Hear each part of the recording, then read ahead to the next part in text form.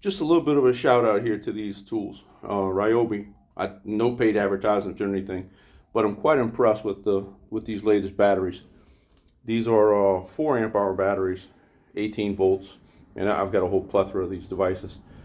But this new battery, I have to say, I used non-stop the impact driver a couple of days ago for about 2.5 hours. Don't know how many screws I actually put through the steel, but these batteries last an incredible amount of time.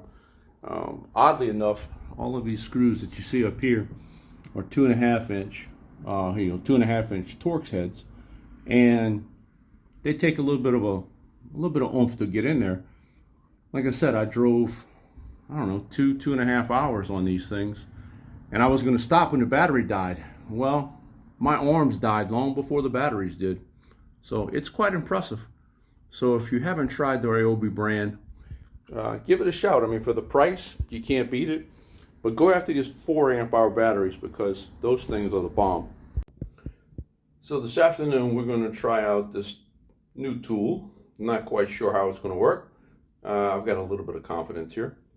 But this is something that was gifted to me by my lovely. I put this link down below. It is called a flexible curve. And like most things, it's made outside of the US, but I haven't found one that's American made, folks. If I could, I would let you know, but this one's definitely not. So I guess in reality, this is kind of an unboxing video too, right? So this is what comes in the box. It looks almost intimidating. I see absolutely no instructions, so I'm going to assume that each one of these is to be adjusted to be able to make the curve that you need, but otherwise I'm not entirely sure. So it's almost like a spring steel. It's got a pretty decent length, so it should handle, well, there you go, it should handle a decent curve. So let's see how this works. The first area that we're going to try is going to be the back panel for the mini split. Curve isn't entirely terrible, but I've got to put a piece up there between these studs, and that is the bracket right there. That needs to be hung up on this piece of wood. So stay tuned and let's see how this works.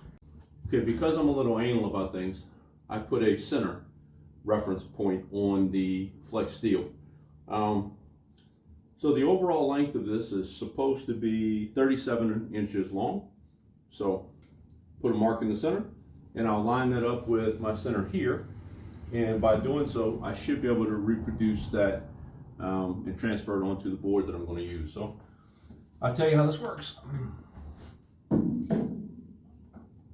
I'm going to line my center point up. And as luck would have it, that is not going to work, because these are in the way. So I'm pressing it to the ceiling, and as I do so, I'm going to tighten these down like they should be.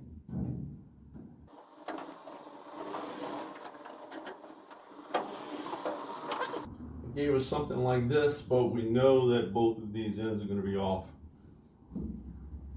So I'll try and transfer that and see what happens.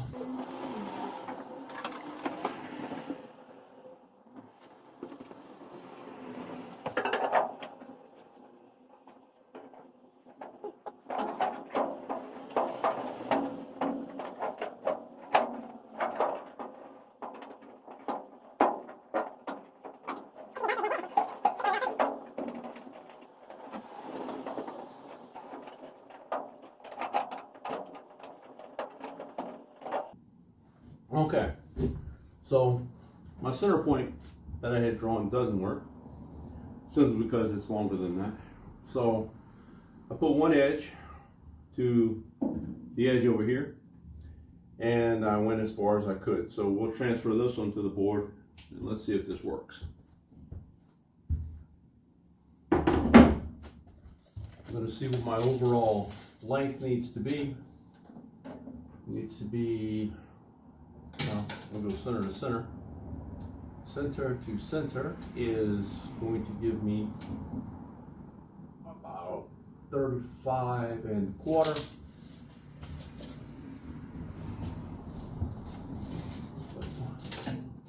Let's try this again. 36 1/2.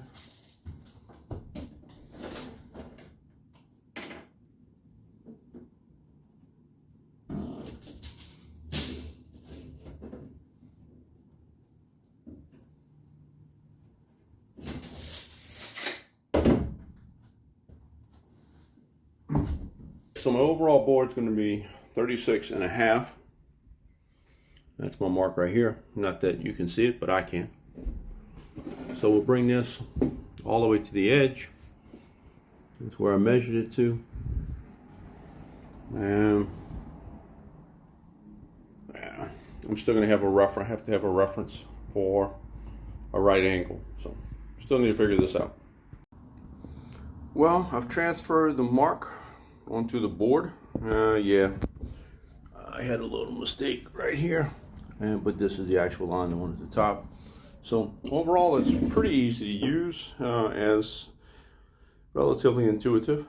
It's a little more difficult when the curve is actually longer than this particular device. But I was able to make do. I used half of it instead, so that reference point I had put there earlier, I used that on the center, and from there I measured from left to right and then from right to left from that center point, and that seems to have given me the right angle. I'm about to cut it out here, so I'll let you know in just a minute.